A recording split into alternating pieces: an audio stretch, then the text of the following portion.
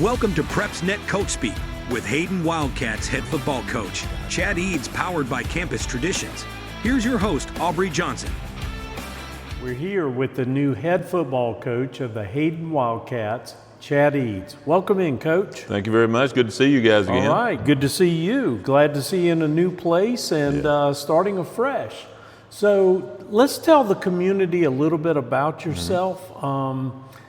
Tell us about your background and experience. What brought you here to this moment? Okay, well, as you can tell, it's been quite a long career. Right. It's not, I don't look like I'm 27, but I played at Sanford University, and back when Terry Bowden was there, and that was where I really had always loved the game and always had good coaches and just love what the game does for a young person. And began coaching as a graduate assistant I was lucky to run through a lot of really good coaches in my young time. Went through several places, being a GA, worked at Huffman High School for quite a while, and moved to Mississippi for a while and coached, and came back, went to Hoover High School as the offensive line coach. That's where I spent the majority of my career, as being an offensive line coach. And then in 2018, I became the head coach and athletic director at Gardendale High School.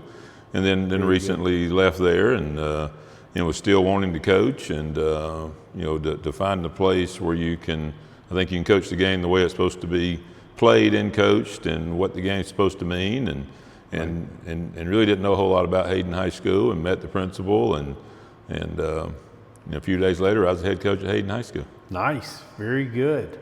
So behind every successful coach is a very supportive spouse and family. Tell us a little bit about yours. Well, I've been married coming up in a few days. We married to Jamie, my wife, for 33 years. Wow. And that's easy to keep up with because this will be my 33rd year coaching. Okay. So it's a little easier to keep up with that way. Yeah. We have two children, a son who's 31, also a coach. He's the wide receiver coach at Hoover High School, his alma mater, and his wife's alma mater. And they have two little boys, 5 years old and 2. Good. They're our grandsons.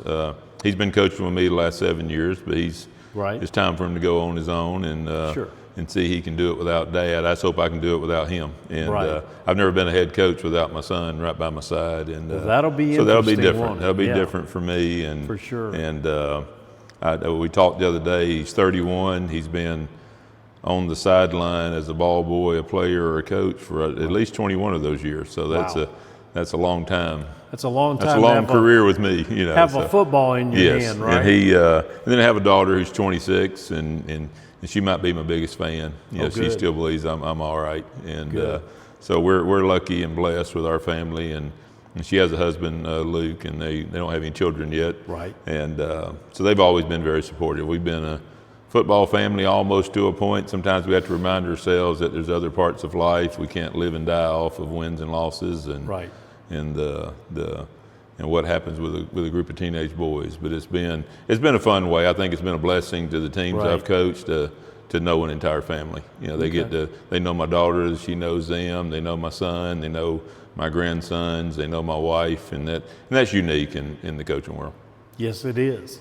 So I know that you've been a coach for a good long while, but I'm sure that there are mentors and other coaches that have kind of poured into your career and life along the way. Yeah. Tell us about a few of those. Okay, well, there's quite a few, and I was lucky my first 3 years coaching, the beginning stages of being a graduate assistant and those kind of jobs, I worked for Terry Bowden, who had been my coach. Neat. And just a neat guy, and just one of those guys that you were around and you always felt like you were going to win because he was the coach. Right. Very dynamic, also very demanding, and wanted things to be done a certain way. And then my first, actually, where I made some money coaching was for Chan Gailey, and you couldn't find a better person than Chan Gailey, and also. He was the Denver Broncos offensive coordinator, and I'd played a few years of offensive line, and suddenly I was the running back coach, and that's intimidating to sit in a meeting room and someone of Coach Gailey's caliber ask you a question, and and I'd like to go back to that time and ask him a few more questions. I was too young to know to ask questions, and And then I worked for Pete Hurt, who became the head coach at Sanford, and really just a great coach of all parts of the game. And then spent some time at Huffman High School for Curtis Coleman, who is I think the best coach in the state of Alabama. You know, just the things I learned from him about how to deal with kids and motivate kids, and sometimes just to let things go a little bit, you know, and understand, be a little more understanding of what they're going through. So Curtis is a great mentor of mine. I think the world of Josh Niblett that I worked for at Hoover High School. And there's also a lot of assistants that, you know, Adrian Abrams and I are very close, and although we've competed against each other, he still remains one of my best friends, and we share a lot of things together, and a lot of how to deal with children is the big part we talk about. Good deal. So what is your overall coaching philosophy? Well, I want this game to matter. I want it to be the thing that I just met the team yesterday. Right. You know, as far as an entire group, and we talked about that I want this to be the biggest thing in their life up till it ends, and then the next thing needs to be this. When they're my age, I hope this is not still the biggest thing in their life, but it's the characteristics it can either that's already in a young man, and it gives him a chance to learn that about himself, or it helps him develop it. That's the part of this game I'm afraid we're losing a little bit. Correct. And also what's important about it. I want them to do that and then model that for the rest of the school. A football team is the one group that has a chance to totally change the school. It's not teachers, it's not all the other, it's a football team, and the way those young men carry themselves can change a school and a community. And I want them to leave here, you know, it's the place that you learn to work hard when you don't feel like it, that we all have to do one day as dads and husbands and employees. I want them to learn how to sacrifice for someone else. Right. And those are all the parts of this game that make it worthwhile. It's such a physical, sometimes violent game. You're really a little foolish for playing it if you're not emotionally tied to the guys you play with. That's true. That's very true. Okay, so what kind of team can the Hayden community expect from a Coach Eads team? Yeah.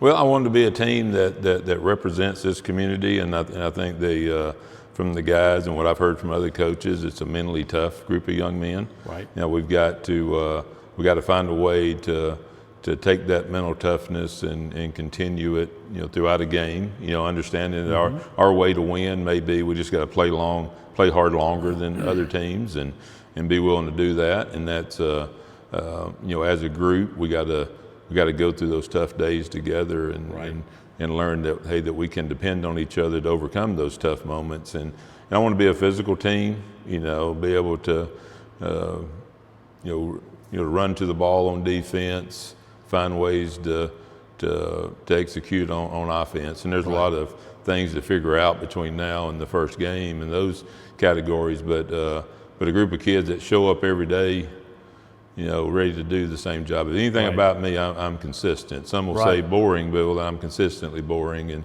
And I think that kids respond to that. And a young man who will show up and consistently do the hard work, he will be successful, and now he'll lead someone else to do that. Right, for sure. This may have already been answered between the last two questions, but I wanted to find out what kind of culture you're looking to create here. What can you add to the philosophy and the type of team? And to be honest, a few years ago, when you began to hear the word culture a lot in coaching, and now it's everywhere. And I never thought much about it. And then over the last year or so, really thinking about to me, the way a culture is built is I want to have coaches around who are great men of character, who are going to model what we want these young men to be. It doesn't mean that we're, whether what age they are of life, the coaches, they model what we want young men to be. And by helping us develop that character in young men and sometimes teach them what good character is, then those young men develop the culture, And then hopefully that culture spreads throughout the school and throughout the program and into the school. But it wanted to be one that they when they show up, they're willing to do the small things so the team can be successful. You know, one of the things I think we miss in football is that if you want to have personal success, you work hard to make others succeed. Right. And that goes backwards of what we hear from the world. But if you want to have personal success, you got to go help someone else, especially in the game of football, succeed, and then you'll get the things you want. But you do it by helping someone else. Sure. And I want that to be our culture, that we're committed to each other. Good deal. So, Coach, that's our show, our first show, hopefully of many coming up in the fall. We look forward to talking to you in the future, but we're also looking forward to seeing what you do with these young men, both on the field and off the field. Well, and I think it's they've been through some coaching changes. Yes. Recently, I want to create some stability for them. You know, something that they know when they show up. I'm here and I'm going to be here, and my wife's going to show up and know who they are, and there's going to be high expectations, but also we're going to care about them, and that's the part I want them to always, no matter how old they get, to know that there are days they'll leave here mad at me, but I want them to know they can always come to me when they need help, and that's the part that makes this job fun. Yes. There's not a lot of fun in it except for the boys you coach. Right. Gotcha. So appreciate your time. Thank you. And as always, we appreciate yours. Be sure to join us and check us out at PrepsNet.com for all of your high school sports news and information. Thanks for watching.